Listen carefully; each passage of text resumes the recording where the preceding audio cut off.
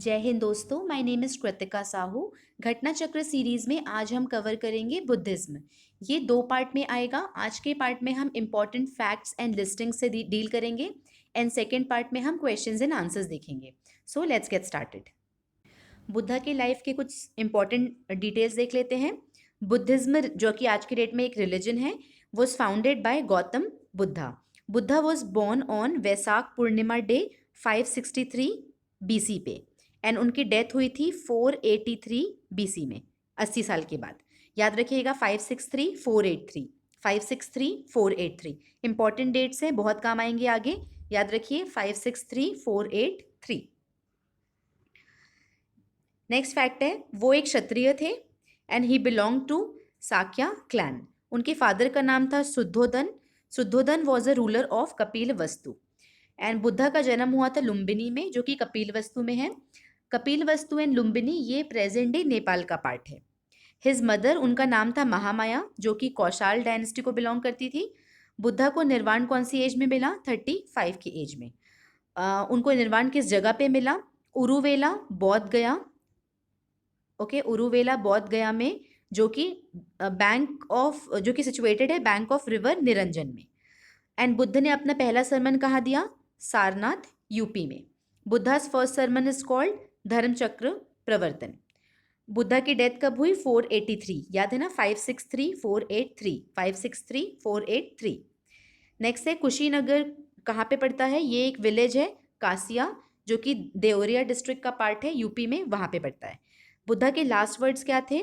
All composite things strive diligently. Buddha was brought up by his step mother Gautami, because उनकी जो mother थी महामाया, उनकी death बहुत जल्दी हो गई थी। जब बुद्धा बहुत छोटे थे तभी उनकी रियल मदर की डेथ हो गई थी। बुद्धा ने एट द एज ऑफ 29 अपने घर को छोड़ के चले गए थे इन सर्च ऑफ कि एक्चुअल में ट्रुथ क्या है। उन्होंने 4 ऐसी चीज़ें देखी थी जिसके कारण उन्होंने ट्रुथ की खोज में अपने घर को छोड़ दिया था।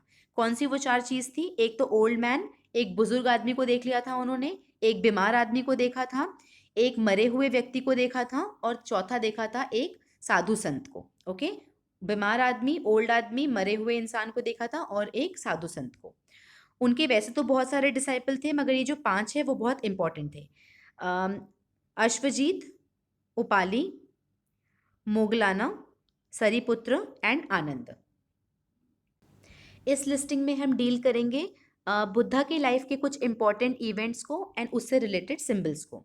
तो बुद्धा का जो जन्म हुआ था, मैंने बताया था लुम्बिनी में हुआ था, और उसका सिंबल है लोटस एंड बुल। याद कैसे रखेंगे? देखिए, जो बुद्धा है उसे लॉर्ड विष्णु का इनकारनेशन माना जाता है। तो जब भी भगवान इनका जब जब भी भगवान जन्म लेते हैं, उनका इनकारनेशन होता है, तो वो काफ़ी लंबे समय का हमें इंतज़ार कराते हैं। तो जो वर्ड लंबा है, लंबे समय का इंतजार, लंबा एंड लुम्बी। ओके, वर्ड मिलता जुलता है। सो बर्थ कहाँ हुआ था? लंबे समय के इंतजार के बाद में भगवान ने बर्थ कहाँ लिया? लुम्बिनी ने। अच्छा, लुम्बिनी में एल भी आता है एंड बी भी आता है। एल से बन जाएगा लोटस एंड बी से बन जाएगा बुल। तो याद रखिएगा, birth, Lumbini, lotus, bull, B L L B. Birth, Lumbini, lotus, bull.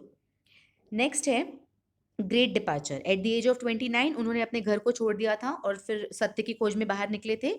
तो ग्रेट डिपार्चर को बोलते हैं महाअभिनिष्क्रमण। महाअभिनिष्क्रमण क्यों बोलते हैं? देखिए, जो वर्ड है अभिनिष्क्रमण, अभिनिष्क्रमण का वर्ड होता है घर से बाहर जाना, कहीं बाहर जाना। ओके, और हिंदुइज्म में एक रिचुअल भी है कि जब बच्चा 4 महीने का होता है तो उसे हम घर से बाहर निकालते हैं और सूर्य देव के दर्शन कराते हैं। तो उसके कारण, क्योंकि बुद्धा ने अपने घर से बाहर निकल गए थे, घर को छोड़ के गए थे वो, तो इसलिए इसका नाम पड़ा ग्रेट डिपार्चर को हम बोलते हैं महाअभिनिष्क्रमण।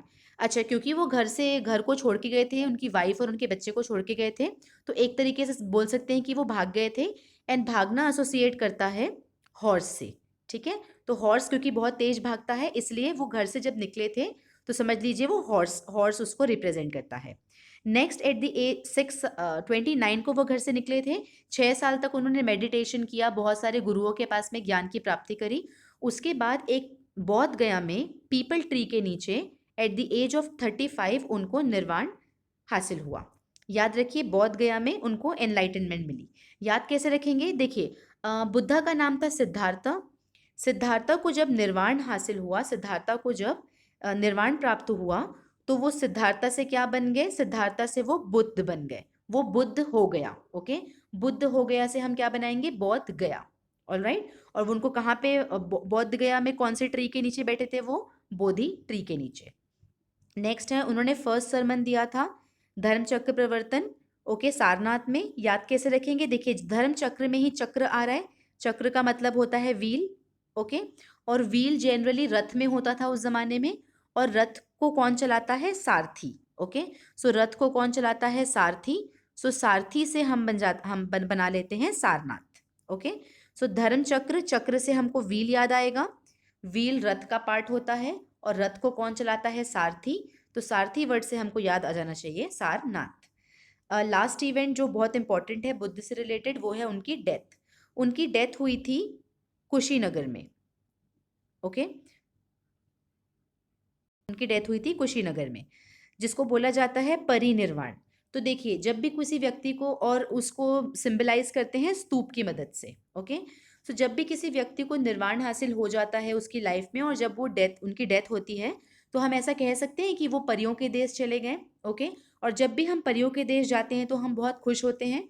तो हम उस तरीके से हम इसको याद रख सकते हैं कि डेथ के बाद बुद्धा को जब निर्वाण निर्वाण मिला, निर्वाण के बाद जब उनकी डेथ हुई, तो वो परियों के देश चले गए, खुशी खुशी कुशीनगर। ओके, देखिए, इसका एक्चुअल मतलब तो ये नहीं है, ये सिर्फ याद करने के पर्पज से मैं आपको बता रही हूँ।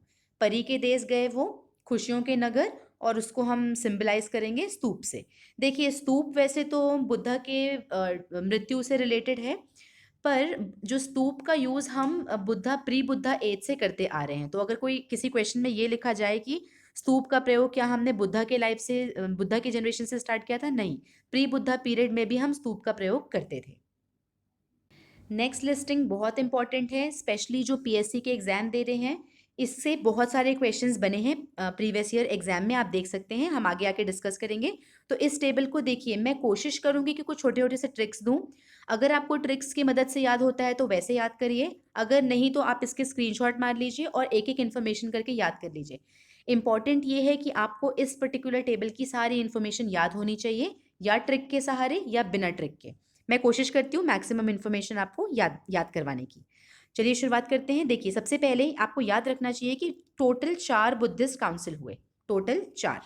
मैंने 2 डेट्स याद कराई थी, 563, 483, और बोला था बहुत इंपॉर्टेंट है। तो देखिए, 483 को अब हम यहाँ पे यूज करने वाले हैं। ओके, पहला काउंसिल जो हुआ था वो 483 में हुआ था। तो पहला डेट क्या था? 563 हमने याद कर लिया। 483 बुद्धा की डेथ हुई है, सेम ईयर को पहला काउंसिल रखा गया। सेकेंड काउंसिल एग्जैक्ट 100 ईयर्स के बाद हुआ। ओके, एग्जैक्ट 100 ईयर्स के बाद हुआ 383 में। थर्ड काउंसिल 247, याद कैसे रखेंगे? देखिए, हम स्टूडेंट्स हैं, हमें 24/7 पढ़ाई के बारे में सोचना पड़ेगा। अगर हम सोचेंगे तो हम एग्जाम क्लियर करेंगे। ओके, 247 24/7। सो पहला डेट क्या था? 483, 100 साल के बाद 383 BC। फिर 24/7 पढ़ाई करना है, पढ़ाई के बारे में सोचना है, तो 247 BC third council. And fourth council की तो मुझे कोई ट्रिक समझ में नहीं आ रही है, तो आप इसे याद कर लीजिए। 98 AD, पहले 3 BC बिफोर क्राइस्ट एरा में हुए थे, fourth one last one after Christ era में हुआ है। अच्छा, अब हमें क्या, सबसे पहले हम कौन सा रूलर था, कौन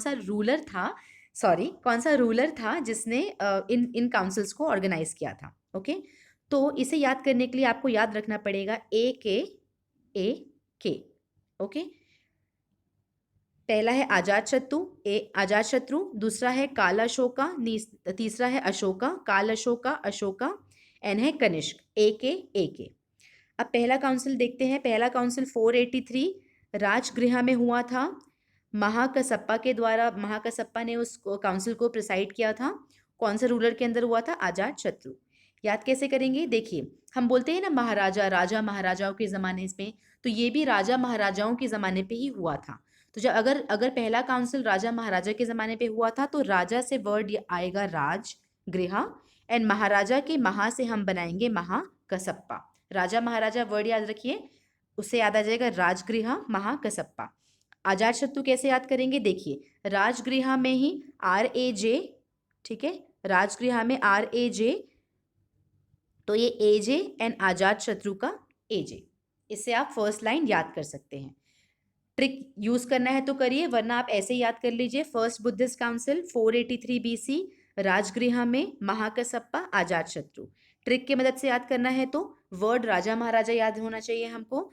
राजा से बन जाता है राजगृह, महाराजा से बन जाता है महाकसप्पा, एंड राजा में ही एजे आता है और एजे से बनता है अजात शत्रु।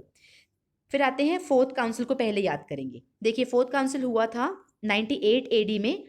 कुंडल वन जो है कश्मीर का part, okay, present day Kashmir में पड़ता है। किसने ऑर्गेनाइज कराया था, कनिष्क राजा ने। अच्छा, कनिष्क जो कि कुषाण किंग थे, ठीक है, तो बहुत सारे के आ गए यहाँ पे, Kundalvan, Kanishka, Kashmir and Kushan king, okay. याद कैसे करेंगे, देखिए कुंडल वर्ड जो है वो होता है कान की बाली, जिसको हम कान में पहनते हैं, कानन कुंडल बोलते हैं। तो कान से हो जाएगा कनिष्क के पहले 3 अक्षर है कान, ओके, कान, कान में हम पहनते हैं कुंडल, कानन कुंडल, ओके। सो कान कुंडल वन में कनिष्क के द्वारा ये फोर्थ बुद्धिस्ट काउंसिल ऑर्गेनाइज की गई थी। किसने किया था, वासुमित्र प्रेसिडेंट थे और वाइस प्रेसिडेंट थे अश्वघोष।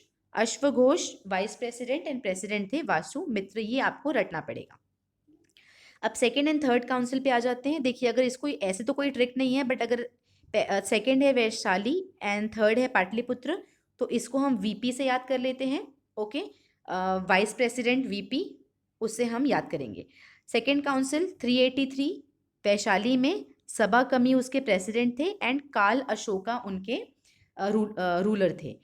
थर्ड काउंसिल 24x7 BC में हुआ था पाटलिपुत्र में। मोगली पुत्र तीस्ता नामक प्रेसिडेंट ने इसको प्रिसाइड किया था, और जो अशोका थे उन्होंने इसको ऑर्गेनाइज कराया था। जो फोर्थ काउंसिल था जिसको कनिष्क ने ऑर्गेनाइज कराया था, उसकी सबसे मेजर आउटकम ये थी कि जो बुद्धिज्म है वो 2 पार्ट में, 2 सेक्ट में डिवाइड हो गया। एक था हीनयान और दूसरा था महायान, ओके। सो हीनयान का मतलब होता है लेसर व्हीकल, महायान का मतलब होता है ग्रेटर व्हीकल। जो हीनयान के लोग थे वो ऑर्थोडॉक्स थे, वो पुराने जो बुद्धा के जो थिंकिंग एंड फिलॉसफी थे उसको हूबहू वैसे ही मानने की बात कर रहे थे। एंड महायान ये चाह रहे थे कि उसमें चेंजेस लाया जाए, जो करंट डे पे एप्लीकेबल हो उसको हम एक्सेप्ट किया जाए। तो हीनयान लेसर व्हीकल, वो बुद्धा को एक ग्रेट मैन मानते थे, महायान उस बुद्धा को गॉड मानते थे। हीनयान एक इंडिविजुअलिस्टिक रिलीजन की बात करते थे कि एक इंसान को मिडिल पाथ पे चलना चाहिए, एंड इंडिविजुअली वो मिडिल पाथ पे जब चलेगा तो उसे निर्वाण प्राप्ति हो जाएगी। पर जब महायान की बात करते तो महायान बेसिकली एम्फेसाइज करता था फिलांथ्रफी एंड सर्विस वर्क पे, और उनका ये ऑब्जेक्टिव था कि welfare of all Mankind, individual का नहीं, सबका एक साथ वेलफेयर होना चाहिए। महायान सोल एंड रीबर्थ में बिलीव करता था, हीनयान ऐसा कुछ नहीं करते थे। इनकी जो वर्शिप थी वो बहुत स्ट्रिक्ट वे में फॉलो करते थे और मॉन्क लाइफ फॉलो करते थे। इनके जो प्रिंसिपल्स थे वो काफ़ी सिंपल थे और कॉमन मैन भी इसे फॉलो कर सकता था। अगर हीनयान में अगर आपने मिडिल पाथ पे चला तो आपको एक स्टेज होगा जिसको वो बोलते थे अरहात। अरहात का एक स्टेज था, बुद्ध जब आप बुद्ध बनने से पहले आप अरहात बनते थे। एक ऐसा स्टेज होता है जो आप अटेन करते हैं मिडिल पाथ पे चल के। और जो हीनयान था वो 2 सेक्ट में डिवाइड हुआ, Vaibhashika and Sautrantika, Vaibhashika and Sautrantika, okay. Books and author में पहली बुक है मिलिंद पन्नो, जिसको नागसेन ने लिखा था। याद कैसे करेंगे, देखिए हम कभी भी लाइफ में नाग से मिलना नहीं चाहेंगे, right, naag which is snake, so नाग से बन जाएगा नागसेन, मिलना नहीं चाहेंगे, मिलन से बन जाएगा मिलिंद पन्नो। नाग से हम कभी नहीं मिलना चाहेंगे, सो मिलिंद पन्नो जो बुक थी उसको लिखा था नागसेन ने। नेक्स्ट बुक जो हम याद कर सकते हैं ट्रिक की मदद से वो ये वाली ले लीजिए, विष्णु दी मग्ग, जिसको लिखा था बुद्धा घोष ने। विष्णु, बुद्धा, ओके, बुद्धा जो कि विष्णु के अवतार हैं, विष्णु का इनकारनेशन है बुद्धा जी, है ना। तो विष्णु और बुद्धा से आपको याद आ जाना चाहिए, विष्णु दी मग्ग, बुद्धा घोष। बाकी बुक्स आपको ऐसे याद करने पड़ेंगे। नेक्स्ट है बुद्ध चरित्र सौदर आनंद एंड सरीपुत्र। बुद्ध चरित्र, सौदर आनंद एंड सरीपुत्र प्रकरण।